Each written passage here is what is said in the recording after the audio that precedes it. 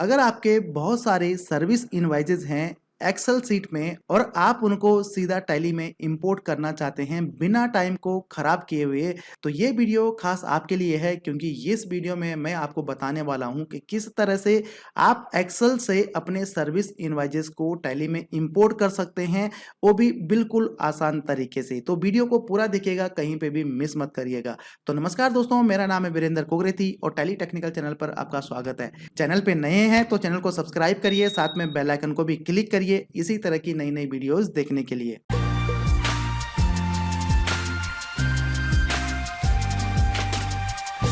तो दोस्तों, एक्सेल से टैली में सर्विस सेल्स को इंपोर्ट करने के लिए आपको जरूरत पड़ेगी इन दो फाइल की। अब ये दो फाइल आपको कैसे मिलेंगी वो मैं आपको थोड़ी देर में बताऊंगा। पहले हम इस फाइल के बारे में समझ लेते हैं, ये फाइल है क्या।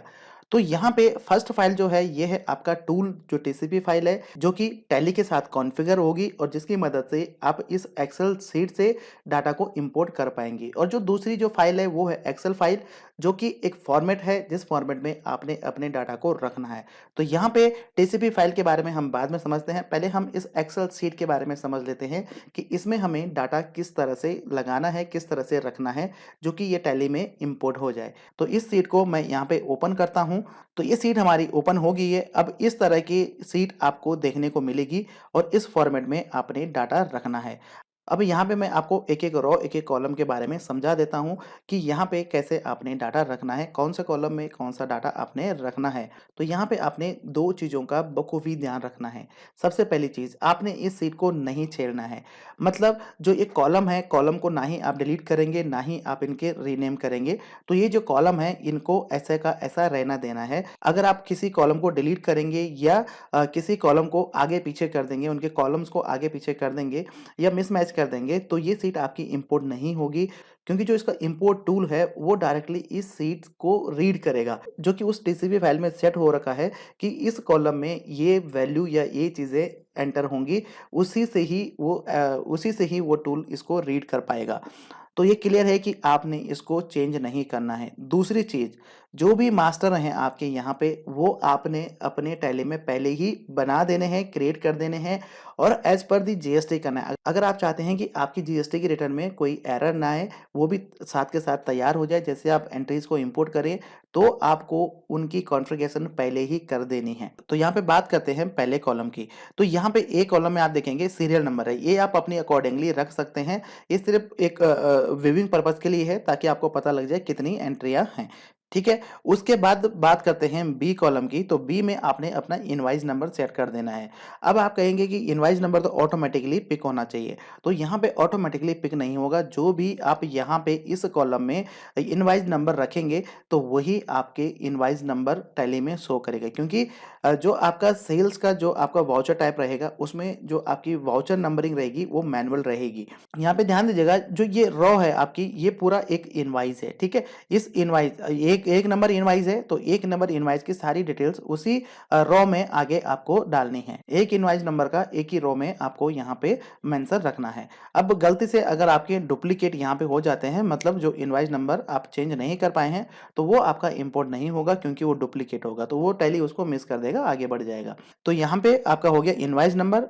तीसरा कॉलम हो गया आपका इनवाइस डेट का। उसके बाद रेफरेंस नंबर। अगर आप चाहते हैं साथ के साथ आपका जो आउटस्टैंडिंग है, आउटस्टैंडिंग भी मेंटेन होता रहे, और उसका अगर कोई रेफरेंस नंबर आप डालना चाहते हैं, तो यहाँ पे आप रेफरेंस नंबर डाल सकते हैं, जैसे कि आप मैनुअल टैली में डालते हैं। तो वो जो भी आप यहाँ पे डालेंगे वो आपका एज ए रेफरेंस टैली की एंट्री में आ जाएगा। यहाँ पे अगर आप रेफरेंस नंबर नहीं डालते हैं, मतलब इसको यूज नहीं करते हैं, तो ब्लैंक छोड़ दीजिएगा, कोई दिक्कत नहीं है। उसके बाद ऑर्डर नंबर और ऑर्डर डेट। अगर आप ऑर्डर डेट या ऑर्डर नंबर मेंटेन करते हैं, तो यहाँ पे आप ऑर्डर डेट और ऑर्डर नंबर डाल सकते हैं, अदरवाइज इसको ब्लैंक छोड़ दीजिए, कोई प्रॉब्लम नहीं है। इसके बगैर भी टैली इसको इंपोर्ट कर देगा। उसके बाद आता है अगला कॉलम, पार्टी लेजर नेम। तो पार्टी लेजर नेम, जितने भी आपकी पार्टीज हैं यहाँ पे, जो भी आपने यहाँ पे पार्टीज रखी हुई हैं, उसको आपको टैली में एज इट इज क्रिएट करके रखना है। ठीक है। सेम नाम जो यहाँ पे है, ये आपका लेजर पहले ही टैली में बना हुआ होना चाहिए, जिस इंपोर्ट करने से पहले। ठीक है। उसके बाद आ जाते हैं consignee name if consignee other than buyer. अगर आपका कंसाइनी और बायर अलग अलग हैं, तो आप इस कॉलम में डाल सकते हैं उसकी डिटेल्स। कंसाइनी का नेम हो गया, उसका एड्रेस हो गया। उसका consignee state place of supply हो गया, वो रजिस्टर है अनरजिस्टर है, उसका जीएसटी नंबर अगर है तो आप डालेंगे, अगर नहीं है तो इसको आप बिल्कुल ब्लैंक छोड़ दीजिएगा। तो उसके बाद आगे बढ़ते हैं एम कॉलम में। तो एम कॉलम अभी जब मैं इस टूल को टैली में कॉन्फ़िगर करूँगा तो वहाँ पे मैं आपको बताऊँगा। तो ledger number 1, ledger number 2, ledger number 3, ledger number 4, 5 and 6। तो ये जो लेजर हैं ये आप टैली में कॉन्फ़िगर करेंगे। अब लेजर नंबर 1 कौन-सा रखना है, लेजर नंबर 2 कौन-सा रखना है, तो एज़ इट इज़ आप इसको टैली में भी कॉन्फ़िगर करेंगे इंपोर्ट करने से पहले, या एक बारी आप इसको सेट करके रख देंगे। तो आप अपनी अकॉर्डिंगली ये बना सकते हैं। जैसे जैसे कि मैंने इन्वेंटरी वाले सेल्स इंपोर्ट में आपको फिक्स करके दे दिया था कि लेजर आपको फिक्स रखना है, जो भी लेजर का नेम यहाँ पे है वही टैली में भी होना चाहिए। तो यहाँ पे उस चीज़ को हटा दिया है, आपके लिए फ्लेक्सिबिलिटी दे दी है कि लेजर का नाम आप अपनी अकॉर्डिंगली रख सकते हैं, क्योंकि उसमें बहुत सारे लोगों की क्वेरी आई कि सर हमें लेजर का नाम ये नहीं रखना, हमें अपने अकॉर्डिंग रखना है, लेकिन उसमें ये फिक्स था, तो इस वजह से यहाँ पे हम इसको मैंने चेंज कर दिया है। तो यहाँ पे अभी मैं आगे बताऊंगा कि कैसे आपने लेजर को सेट करना है। तो लेजर नंबर 1 हो गया, जैसे कि मैंने यहाँ पे रखा हुआ है, मैंने यहाँ पे नाम दे दिया, मतलब ये सेल्स का अमाउंट मैं यहाँ पे रखूंगा। उसके बाद यहाँ पे लेजर नंबर 2 फ्रेट चार्जेस जो है उसका मैं यहाँ पे रखूंगा। थर्ड नंबर में मैं आईजीएसटी, फोर्थ नंबर में सीजीएसटी और एसजीएसटी, फिफ्थ नंबर में, सिक्स नंबर में राउंड ऑफ। तो ये मैंने लेजर सेट किए हुए हैं। तो ये अभी आप इनको चेंज भी कर सकते हैं, इन कॉलम को आगे पीछे कर सकते हैं, लेकिन इसी के अकॉर्डिंगली आपने टैली में भी लेजर्स को सेट करना है, जो कि अभी मैं आपको बताऊंगा। उसके बाद अगले कॉलम में आ जाते हैं, एस कॉलम में। तो ये इनवाइस की वैल्यू है, तो इसका कोई मतलब नहीं है, मतलब इसका कहीं पे भी कोई इफेक्ट नहीं है, बस ये आपने ऐसे ही रखना है। अगर इसको नहीं रखना चाहते हैं तो इसको ब्लैंक छोड़ दीजिए, कोई प्रॉब्लम नहीं है।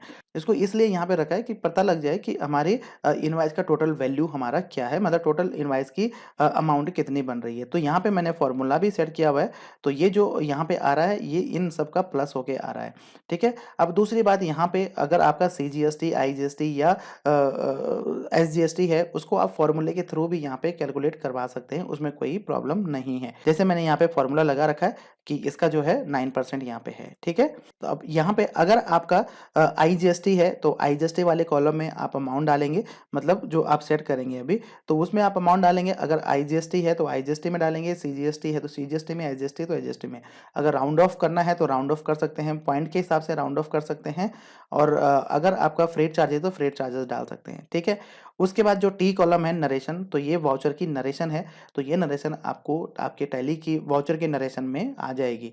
तो ये तो हो गया इनवाइस नंबर 1। ऐसे ही आपके इनवाइस नंबर 2, इनवाइस नंबर 3 इस तरह से हैं, ठीक है। तो ये क्लियर है। वैसे इसके लिए यहाँ पे दूसरी सीट में भी आपको थोड़ा सा डिटेल में दिया है कि किन किन चीज़ों का आपने ध्यान रखना है अगर एरर आते हैं। तो यहाँ पे ध्यान रखिएगा, अगर आपका किसी लेजर में अमाउंट नहीं है तो उसको आप जीरो कर दीजिएगा, लेकिन यहाँ पे जो 5 लेजर है, 6 लेजर है, इन 6 लेजर को आपको टैग करके रखना पड़ेगा, ठीक है। तो इस तरह से आप यहाँ पे इस अपने इनवाइस की डिटेल को सेट कर देंगे। अब ये जितने भी इनवाइस रख सकते हैं, 1000, 2000, 10,000, 20,000, लाख, 2 लाख, 10 लाख, जितने भी रखते हैं आप यहाँ पे रख सकते हैं, एक क्लिक में इंपोर्ट हो जाएंगे। अभी मैं इसको इंपोर्ट करके भी बताऊंगा, सेम एक नया डाटा क्रिएट करूंगा और वहाँ पे ये सारे लेजर्स बनाऊंगा और आपको इंपोर्ट करके दिखाऊंगा। ये वाली सीट ही आपको मिलेगी इस टीसीपी फाइल के साथ, ठीक है। तो ये हम यहाँ पे इसको क्लोज कर देते हैं, क्योंकि हम इसके बारे में समझ चुके हैं। बात करते हैं सेकंड फाइल की, जो टूल है टीसीपी फाइल है। तो इसको हमें टैली में कैसे कॉन्फ़िगर करना है, तो इसके लिए मैं ऑलरेडी वीडियो बना चुका हूँ और बहुत डिटेल में मैंने बताया है कि कैसे कॉन्फ़िगर करनी है, क्योंकि अधिकतर लोग टीसीपी कॉन्फ़िगर करना जानते हैं टैली में। तो अगर आपको नहीं आता है तो आई बटन में मैं लिंक दे रहा हूँ, वहाँ से उस वीडियो को देख लीजिएगा कि कैसे आपको लोड करनी है। तो जैसे ही ये टूल, ये टीसीपी फाइल आप टैली में कॉन्फ़िगर कर देंगे, तो यहाँ पे आपको गेटवे ऑफ टैली में ये ऑप्शन देखने को मिलेगा। बिना कंपनी सेलेक्ट किए हुए आपको ये नहीं दिखेगा, मतलब गेटवे ऑफ टैली में दिखेगा, ठीक है। Excel to Tally service sales import, तो यहाँ पे आपने इसको कॉन्फ़िगर करना है। तो जैसे आप इसमें एंटर करेंगे तो यहाँ पे 2-3 ऑप्शन आपको देखने को मिलेंगे। सबसे पहला ऑप्शन है कॉन्फ़िगरेशन का। तो कॉन्फ़िगरेशन में अगर आप एंटर करेंगे तो यहाँ पे आपको जिस लोकेशन में आपने अपनी एक्सेल सीट रखी हुई है उस लोकेशन को यहाँ पे सेट करना है। तो जैसे कि हमारी इस लोकेशन पे फाइल रखी हुई है, तो यहाँ पे हमें ये लोकेशन सेट कर देनी है। इसके 2 तरीके हैं सेट करने के, या तो आप इस पे क्लिक करके और ये पूरा सेलेक्ट कर दीजिए और इसको कॉपी करके वहाँ पे सेट कर सकते हैं। जैसे आपने कॉपी किया और अगर हम टैली में जाएंगे तो यहाँ पे हम इसको पेस्ट कर देंगे। ठीक है, तो पेस्ट करने के बाद इसको सेव कर देंगे। तो ये हमारी एक्सेल सीट जहाँ पे हमने रखी है उसका कॉन्फ़िगरेशन हो गया। अब दूसरी चीज़ हमें क्या करनी है, यहाँ पे हमें मास्टर कॉन्फ़िगर करना है। जो हमारा इंपोर्ट मास्टर है, जो कि मैंने लेजर बताया था 6 लेजर हैं, उनको कैसे आपने टैग करना है। तो इसमें हम एंटर करते हैं और यहाँ पे हमें लेजर्स को टैग करना है। तो अभी हमने लेजर्स नहीं बनाए हैं, तो पहले हम इसके लेजर्स बना देते हैं। तो जितने भी लेजर्स हमारे एक्सेल शीट में हैं वो सारे लेजर्स मैं यहाँ पे बना देता हूँ जल्दी से, और नई कंपनी क्रिएट कर देता हूँ। तो यहाँ पे इस कंपनी को करते हैं लॉग ऑफ और एक नई कंपनी बना देते हैं। तो क्रिएट कंपनी में चलते हैं और यहाँ पे मैं बना देता हूँ demo company for sales import. ठीक है, एंड यहाँ पे मैं रख देता हूँ दिल्ली। इसके बाद मैं यहाँ पे ज़्यादा कुछ नहीं डालता हूँ, ये हमारा बन गई ये कंपनी। अब हमें लेजर क्रिएट करने हैं। तो सबसे पहले लेजर मैं बना देता हूँ, जो जो लेजर हमें चाहिए होते हैं। तो सबसे पहला मैं बना देता हूँ सेल्स का लेजर। ठीक है, सेल्स। अब सेल्स लेजर का नाम आप कुछ भी रख सकते हैं, कोई मैंडेटरी नहीं है कि आपको एक्सेल शीट के अकॉर्डिंगली रखना है। जो भी आपने रखना है आप रख सकते हैं, बस टैगिंग कर दीजिएगा प्रॉपरली। तो ये उसको मैं रख देता हूँ सेल्स अकाउंट में, और उसके बाद यहाँ पे ले लेता हूँ जीएसटी एप्लीकेबल, और यहाँ पे इसका डिस्क्रिप्शन डाल देता हूँ। जो भी आपका डिस्क्रिप्शन है वो डालिएगा। उसके बाद यहाँ पे टैक्सेबल हो गया, और यहाँ पे 18% हमारा टैक्स मैंने सेट कर दिया है। ठीक है, सर्विस हो गया, ये हमारा लेजर बन गया। अब बनाता हूँ आईजीएसटी का ledger, duty and taxes, GST and IGST. ठीक है, ये मैंने बना दिया है। ऐसे ही मैं सीजीएसटी आईजीएसटी के लेजर भी बना देता हूँ। साथ ही साथ दो लेजर हमें और बनाना है। एक तो हमें बनाना है फ्रेट का। फ्रेट चार्जेज हो गया, इसको हम इनडायरेक्ट एक्सपेंस में रख देते हैं। एंड अगर आपने इस पर जीएसटी एप्लीकेबल करना है तो कर सकते हैं। तो यहाँ पे मैं इसको जीएसटी एप्लीकेबल नहीं करता हूँ, क्योंकि इसके लिए मेरे को एक्सेल शीट में जो फॉर्मूला है उसमें भी चेंज करना पड़ेगा, मतलब उसमें भी जीएसटी एप्लीकेबल करना पड़ेगा। लेकिन वहाँ पे जो फिगर्स मैंने डाली है उसमें जीएसटी एप्लीकेबल नहीं है। लेकिन अगर आपके यहाँ पे एप्लीकेबल होता है, इसको आप किसी भी नाम से बना सकते हैं। ऐसा नहीं कि आपने इसी के नाम से बनाना है, फ्रेट चार्जेस के नाम से बनाना है, आप किसी भी नाम से बना सकते हैं। और अगर आपके इनवाइस में नहीं भी है, जीरो है, तब भी आपको कुछ ना कुछ लेजर यहाँ पे डम्मी लेजर बनाना पड़ेगा टैग करने के लिए, क्योंकि पांच जो छह लेजर हैं, छह के छह लेजर आपको टैग करने पड़ेंगे। ठीक है, तो ये हो गया, एंड इसको मैं यहाँ पे सेव कर देता हूँ। और एक मैं बना देता हूँ राउंड ऑफ का।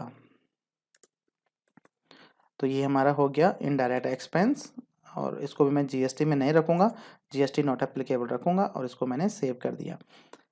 ठीक है, ये हमारे लेजर बन गए।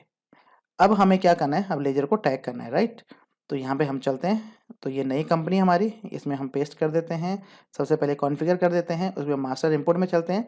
अब सबसे पहले हमारा जो लेजर है, अब मैं एक्सेल शीट भी यहाँ पे ओपन कर देता हूँ ताकि आपको समझ आ जाए। तो सबसे पहला लेजर है हमारा, तो इसको मैं सेल्स के लिए रख रहा हूँ। ठीक है, तो सेल्स के लिए रख रहा हूँ यहाँ पे। तो यहाँ पे हमें सेल्स लेजर चूज कर लेते हैं, क्योंकि उस पर्टिकुलर कॉलम में जो हम डालेंगे, यहाँ पे लिखा हुआ है ना कॉलम M13। ठीक है, तो M13 का मतलब है ये आपका M है, और अगर आप ऐसे में काउंट करेंगे तो 13 नंबर यहाँ पे आएगा। ठीक है, तो उसको मैं सेल्स के लिए रिजर्व कर रहा हूँ। उसके बाद हमारा सेकंड है हमारा फ्रेट चार्जेस। तो यहाँ पे मैं फ्रेट चार्जेस ले लेता हूँ। और उसके बाद जो नेक्स्ट वाला है वो हमारा आईजीएसटी। तो यहाँ पे मैं आईजीएसटी ले लेता हूँ। और उसके बाद है हमारा सीजीएसटी। तो यहाँ पे मैं सीजीएसटी ले लेता हूँ। और उसके बाद है हमारा एसजीएसटी। तो एसजीएसटी ले लेते हैं यहाँ पे। और उसके बाद हमारा है राउंड ऑफ। तो यहाँ पे हम राउंड ऑफ ले लेते हैं। ठीक है, तो इस तरह से आपने टैग कर देना है। अब ये आपका सेव रहेगा। अगर ये आपको बार बार कॉन्फ़िगर करना पड़ रहा है तो आपको एक काम करना है, आपने जो टैली का फोल्डर आपने इंस्टॉल किया है उसको आपने रीड ओनली को अनटिक करना है, क्योंकि ये जो सेव हो रहा है, ये जो कॉन्फ़िगरेशन आपकी सेव हो रही है, ये हो रही है आपकी कॉन्फ़िगरेशन फाइल में। तो बहुत बारी क्या होता है, जो आपकी विंडो है वो आपकी कॉन्फ़िगरेशन फाइल को रीड ओनली कर देती है, मतलब उसमें आप चेंज नहीं होगा, जो भी आप यहाँ पे कॉन्फ़िगरेशन करेंगे चेंज नहीं होगा। तो जैसे आप टैली को दोबारा ओपन करेंगे तो आपके जो ऑप्शन है यस नो करते हैं वो आपके चेंज नहीं होंगे, उसी पोजीशन पे आ जाएंगे जैसे कि पहले थे। तो आपने रीड ओनली को अनटिक करके एक बार अप्लाई करना है, तो फिर आपका ये सेव होना स्टार्ट हो जाएगा। तो ये मैंने सेव कर दिया है। ठीक है, अब हमें क्या करना है, अब हमें इंपोर्ट करना है। तो इंपोर्ट करने से पहले हमें ये लेजर बनाने पड़ेंगे। जो हमारे यहाँ पे लेजर हैं पार्टी के लेजर, वो हमें बनाने पड़ेंगे, क्योंकि ये अभी हमारे टैली में नहीं बने हुए। उससे पहले आपने एक काम और कर देना है। जिस वाउचर टाइप में भी आप इसको इंपोर्ट करेंगे, अगर आपके अलग-अलग वाउचर टाइप है या जो आपका डिफ़ॉल्ट का उसमें करते हैं, तो यहाँ पे आपने एक कॉन्फ़िगरेशन करना है। तो जैसे मेरा डिफ़ॉल्ट है सेल का, मैं उसमें कॉन्फ़िगरेशन कर देता हूँ। तो अल्टर में चलते हैं, यहाँ पे वाउचर टाइप में चलते हैं और यहाँ पे सेल्स में चलते हैं। अगर आपका दूसरा वाउचर टाइप है या दूसरा बनाना चाहते हैं, तो दूसरे में बना सकते हैं, कोई प्रॉब्लम नहीं है। तो यहाँ पे हमें क्या करना है, इसका जो मेथड ऑफ वाउचर नंबरिंग है, इसको मैनुअल रखना है और प्रिवेंट डुप्लीकेट को येस कर देना है और इसको एंटर करके सेव कर देना है। बस इतना ही काम हमें यहाँ पे करना है। तो जल्दी से मैं जो हमारे एक्सेल शीट में पार्टी के लेजर हैं, उनको भी बना देता हूँ। अब जितने भी लेजर हैं हमारे सारे क्रिएट हो चुके हैं।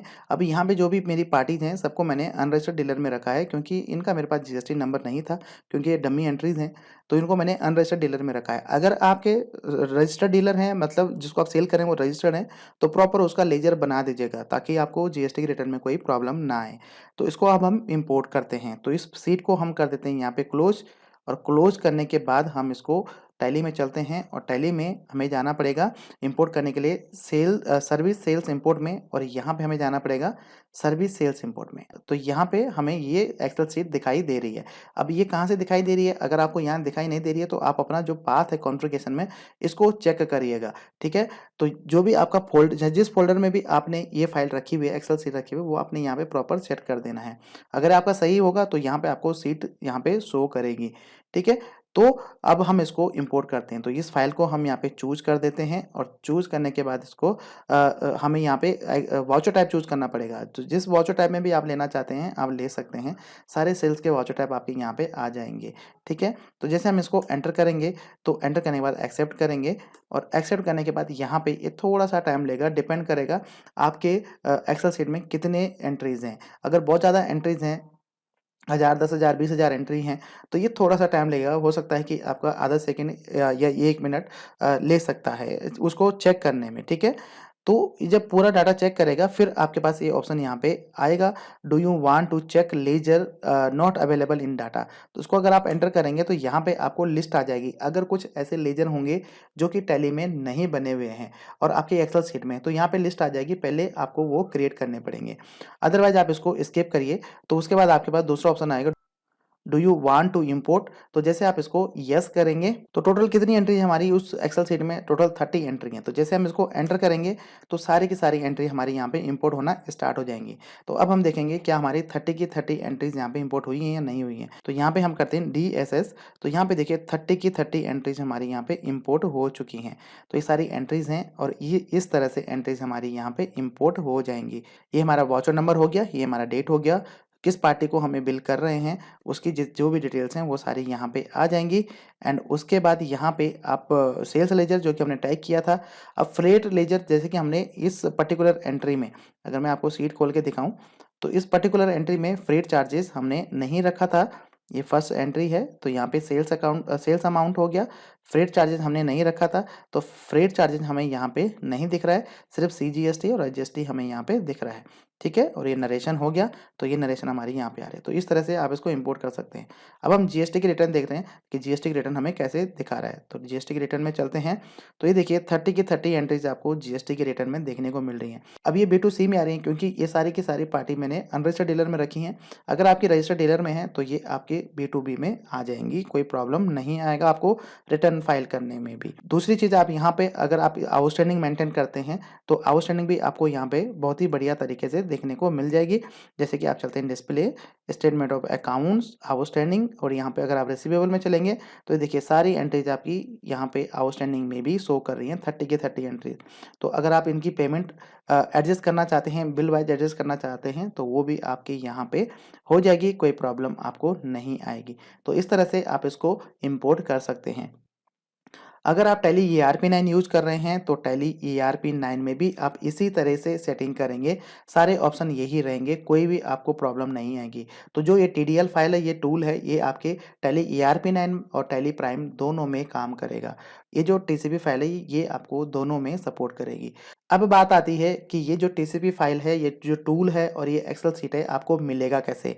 तो दोस्तों ये आपको बाय करना पड़ेगा, परचेज़ करना पड़ेगा। जैसे कि और टीडीएल हैं जो कि हमारी फ्री में है, लेकिन कुछ टीडीएल्स को हमने चार्जेबल रखा है क्योंकि इसका मिसयूज़ बहुत ज़्यादा लोग करते हैं। अगर हम इसको फ्री रखते हैं तो लोग मिसयूज़ करते हैं, मतलब आगे सेल करते हैं, यहाँ से लेके और आगे सेल करना स्टार्ट कर देते हैं, जो कि सही नहीं है, जो कि हमारी पॉलिसी के अगेंस्ट में है। तो इसका हमने बिल्कुल ही नॉमिनल चार्ज रखा है, बहुत कम चार्ज है, ₹500 आपको पे करने पड़ेंगे। उसके बाद आपकी मेल पे ये दोनों फाइल हम सेंड कर देंगे। तो सारी डिटेल्स आपको स्क्रीन पे दिख रही हैं। यहाँ पे आपको इस यूपीआई आईडी पे पेमेंट करना पड़ेगा और उसके बाद अपनी पेमेंट की डिटेल्स हमें शेयर करनी पड़ेंगी, चाहे आप व्हाट्सएप के थ्रू करिए या ईमेल के थ्रू करिए। ईमेल आईडी भी यहाँ पे है और व्हाट्सएप नंबर भी यहाँ पे है, तो आप दोनों में से किसी में भी कर सकते हैं। पेमेंट के स्क्रीनशॉट के साथ-साथ या पेमेंट की डिटेल के साथ-साथ आपको और क्या-क्या हमें देना है, अपना टैली का सीरियल नंबर आपने हमारे साथ शेयर करना है कि कौन से टैली के सीरियल नंबर के लिए आप ये परचेज़ कर रहे हैं। तो ध्यान रखिएगा, ये हम किसी क्रैक वर्ज़न के लिए अवेलेबल नहीं करवा रहे हैं, ना ही एजुकेशन वर्ज़न के लिए अवेलेबल करवा रहे हैं। अगर आपके पास लाइसेंस वर्ज़न है टैली का, तभी आप इस फाइल को परचेज़ करिए, बाय करिए। क्योंकि जो इम्पोर्ट टूल है, ये जो टीसीपी है, ये आपके सिर्फ़ और सिर्फ़ टैली के सीरियल नंबर पे ही काम करेगी। और जिस टैली के सीरियल नंबर के लिए आप इसको बाय करेंगे, जो आप हमारे साथ शेयर करेंगे, पेमेंट की डिटेल के साथ-साथ उसी टैली के सीरियल नंबर पे ही ये चलेगी, बाकी किसी में भी नहीं चलेगी। जैसे आप पेमेंट करते हैं इस यूपीआई आईडी पे, उस पेमेंट की डिटेल स्क्रीनशॉट आप हमें व्हाट्सएप या मेल पे डालिए, साथ में अपना ईमेल आईडी जिसमें कि हम आपको ये टीसीपी फाइल और ये एक्सेल शीट मेल करेंगे और साथ में अपना टैली का सीरियल नंबर आप भेज दीजिएगा। जैसे हमें आपकी पेमेंट रिसीव होगी, विदिन 24 टू 48 आवर्स के अंदर ये दोनों फाइल आपको मिल जाएँगी। हम पूरी कोशिश करेंगे कि आपको जल्दी से जल्दी ये टीसीपी फाइल और ये एक्सेल शीट आपको प्रोवाइड कर दें अगर आपने पेमेंट कर दी है। तो दोस्तों ये जो टीसीपी फाइल है या ये जो फॉर्मेट है, ये आपके सिर्फ़ और सिर्फ़ सर्विस इनवॉइस के लिए ही काम करेगा। अगर आपने आइटम इनवॉइस या जो आपकी इन्वेंटरी वाले जो सेल्स हैं उनको इम्पोर्ट करना है, तो उसके लिए मैं पहले ही आपको बता चुका हूँ। आई बटन में दोबारा से लिंक दे रहा हूँ, उस वीडियो को आप देख लीजिएगा। अदरवाइज़ आपको डिस्क्रिप्शन बॉक्स में भी उस वीडियो का लिंक मिल जाएगा। तो उम्मीद करता हूँ दोस्तों कि ये वीडियो आपके बहुत काम की होगी। ये टूल आपके लिए बहुत हेल्प करेगा आपकी सेल्स की एंट्री को टैली में इंपोर्ट करने के लिए। तो धन्यवाद इस वीडियो को देखने के लिए। मिलते हैं अगली वीडियो में, तब तक के लिए जय हिंद।